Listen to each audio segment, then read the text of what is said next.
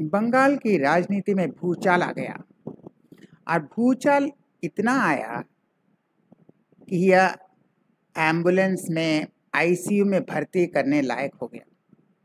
अब इसको आईसीयू में भर्ती करना पड़ेगा, यह हाल है। ऐसा राजनीतिक भूचाल। और भूचाल क्यों आया? यह क्लैश किसमें क्लैश है? सब में क्लैश है।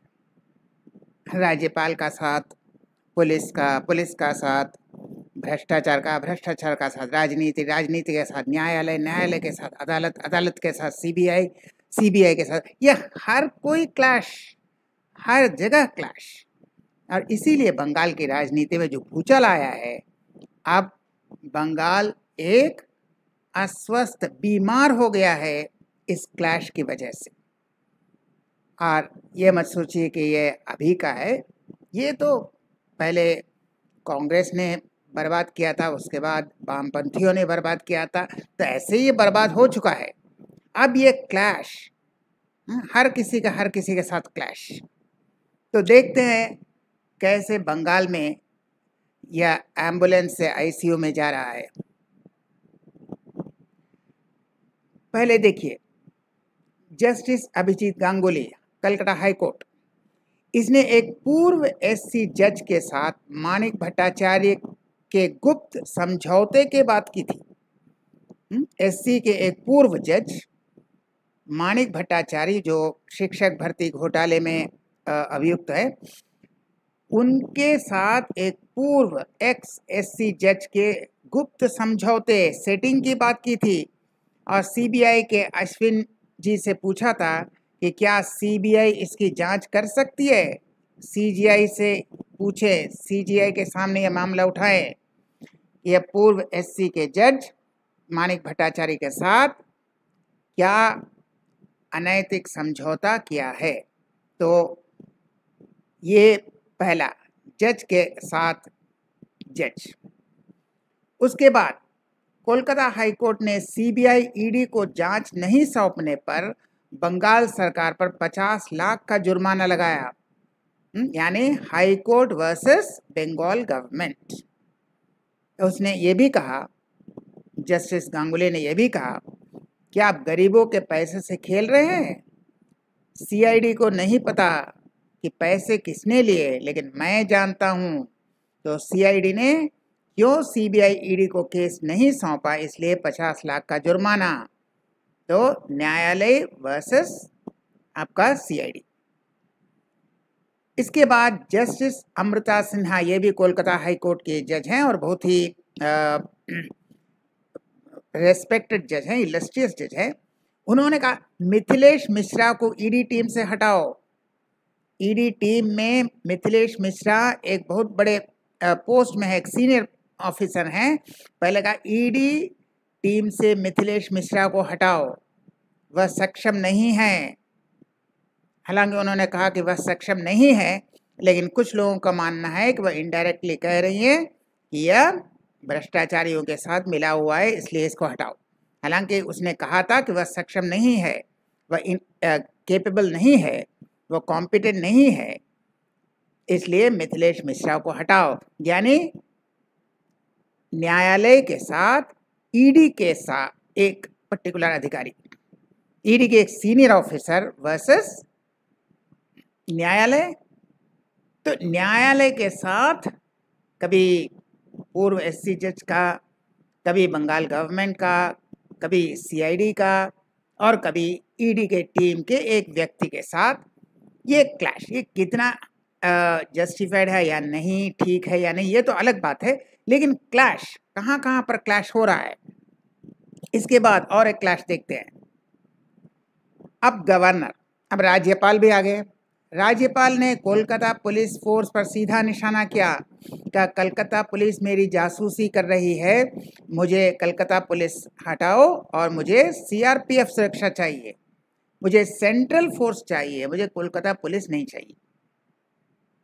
तो डायरेक्ट राज्यपाल के साथ कोलकाता पुलिस, फिर क्लैश। हालांकि यहाँ पर एक बात कहना पड़ेगा कि दोनों ने एक छोटी सी गलती की कि राज्यपाल आनंद बोस एक बहुत ही रेस्पेक्टेड व्यक्ति हैं, लेकिन उनको अगर कोई शक होता है कलकत्ता पुलिस पर, तो फर्स्ट उन्हें ममता बनर्जी को बताना चाहिए था, और फिर उसका अगर हल नहीं निकलता है तो उसके बाद वो सेंटर को चिट्ठी लिख दे।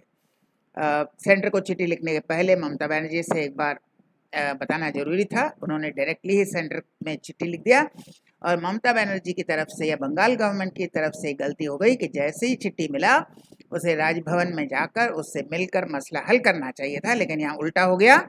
यहाँ तक कि बॉबी हकीम ने कहा कि अगर कोई हमला करता है तो फिर कौन FIR लिखेगा। ये एक मिसअंडरस्टैंडिंग भी है, क्योंकि राज्यपाल हमले की बात नहीं कर रहे थे, वह अपनी गोपनीयता की बात कर रहे थे। उनके कामकाज में जो कॉन्फिडेंशियल होता है, गोपनीय होता है, वह क्या करते हैं, सेंटर को क्या रिपोर्ट भेजते हैं, तो उस गोपनीयता की बात कर रहे थे। वहाँ की सुरक्षा चाहिए उनको, फिजिकल सुरक्षा नहीं चाहिए, कोई हमला कर देगा उस तरह की सुरक्षा नहीं चाहिए। तो जो भी हो, कुछ मिसअंडरस्टैंडिंग हुआ, कुछ प्रोसीडियर में कुछ हड़बड़ी हुई, कुछ भी हो, लेकिन फिर क्लैश तो दोनों की तरफ से छोटी छोटी गलतियां हुई। मेरा मानना है कि अगर राज्यपाल पहले ममता बनर्जी से डायरेक्ट बात करते, उसके बाद सेंटर में चिट्ठी लिखते, और अगर ममता बनर्जी पहले चिट्ठी पाने के बाद वह तुरंत अगर राज्यपाल से मुलाकात करके मसला सॉर्ट आउट करने की कोशिश करती, तो शायद यह हेल्दियर डेमोक्रेसी होता। फिर भी क्लैश देखिए कहाँ पर है, कोलकाता पुलिस वर्सेस राज्यपाल। इसके बाद ईडी के साथ अभिषेक बनर्जी, ईडी ने उन्हें पहले वो 13 सितंबर को बुलाया और वह चले गए। वह गठबंधन गठबंधन को छोड़ते हैं, वहाँ भी मीटिंग था, लेकिन उसने गठबंधन को इम्पोर्टेंट नहीं समझा, वो चले गए। लेकिन जब ईडी ने 3 अक्टूबर को तलब किया है, वह कहते हैं कि वह नहीं जाएंगे क्योंकि मेरा दिल्ली में रैली है। तो पहले वह क्यों गए और अब क्यों नहीं जा रहे हैं, इसका एक ही कारण है कि 13 सितंबर को ममता बनर्जी नहीं थी, वह विदेशी दौरे पर थी। जब ममता बनर्जी विदेश में होती हैं, तब अभिषेक बनर्जी को हिम्मत नहीं होती कि वह ईडी को ठुकराए। लेकिन जब ममता बनर्जी बगल में हो तो उनको पूरा 56 इंच का सीना, वह एकदम शेर की तरह दहाड़ते हैं कि मैं नहीं जाऊंगा, जो करना है कर लो। तो ममता बनर्जी अब देश में हैं, इसलिए उनका सपोर्ट है। जब ममता बनर्जी नहीं रहती हैं तो वह ईडी के सामने भीगी बिल्ली बन जाते हैं, और जब ममता बनर्जी रहती है तो वह अपना पूरा हीरोगिरी दिखाते हैं। तो यानी ममता बनर्जी और अभिषेक बनर्जी ने फिर एक गलती कर दी कि उसका ये जो कमजोरी है, इसका कमजोरी क्या है, जब ममता बनर्जी बगल में हो तभी वो एकदम वीर पुरुष बनेंगे, और ममता बनर्जी जब नहीं है तो उनका 0 बटा सन्नाटा। ये सभी जानते हैं, लेकिन इन्होंने ओपनली इसको एग्जिबिट किया, ओपनली जग जाहिर कर दिया।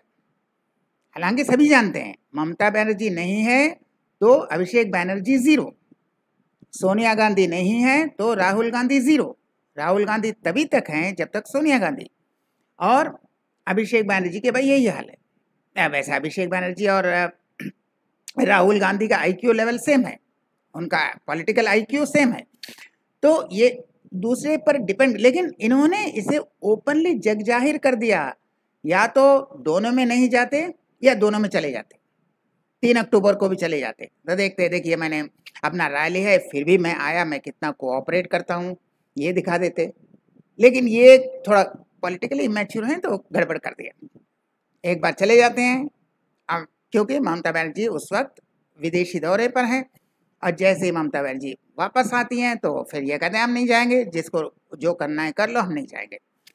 तो जाएंगे या नहीं तो अलग बात है, लेकिन इन्होंने अपना कमजोरी जाहिर कर दिया कि ममता बनर्जी नहीं तो भाई मैं ज़्यादा कुछ नहीं बोलता, ज़्यादा ईडी का अवहेलना नहीं कर सकता, लेकिन जब ममता बनर्जी बगल में है तो मैं किसी की परवाह नहीं करता। तो ये एक मसला है। वैसे ईडी ने इन्हें 3 अक्टूबर को तलब किया, वो जाते हैं या नहीं अलग बात है। क्योंकि पिछले बार जो उन्होंने गया था, जो अंदर की खबर है, तो ये इनके पसीने छूट रहे थे, ये घबरा रहा था, गला सूख रहा था, बार बार पानी मांग रहे थे। तो ये ईडी के सामने इनकी थोड़ा वही हाल है जो दूसरों का हुआ था। वो उखाड़ देने वाला एडिटर मनीष सिसोदिया, ये सभी का वही हाल होता है ईडी के सामने। खैर वो अलग बात है, लेकिन इन्होंने, ममता बनर्जी बगल में है तो उन्होंने कह दिया हम नहीं जाएंगे। तो फिर क्लैश किसके? ED versus minister, ED versus minister का क्लैश। वही क्लैश की हम बात कर रहे थे कि हर जगह क्लैश। इसके बाद अब जो समन मिला है ये अभिषेक बनर्जी के परिवार को मिला है, ये अकेले को नहीं है। और इंटरेस्टिंग बात यह है कि अभी जो परिवार को समन मिला है, और कुछ ही दिन पहले ये शुभेंदु अधिकारी ने कहा था कि अभिषेक बनर्जी का पूरा परिवार चोर है, ये शुभेंदु अधिकारी ने कहा था, और अब उनको परिवार को समन मिल गया। तो सुनिए शुभेंदु अधिकारी ने क्या कहा था कुछ दिन पहले। এদের ধরে ঢুকিয়ে দেওয়া উচিত, সাফিসিয়েন্ট এভিডেন্স আছে, একটা চোর, পুরো পরিবারটা চোর। এদের ধরে ঢুকিয়ে দেওয়া উচিত, সাফিসিয়েন্ট এভিডেন্স আছে, একটা চোর, পুরো পরিবারটা চোর। हम फिर मिलेंगे ऐसा और वीडियो के साथ, तब तक के लिए नमस्कार।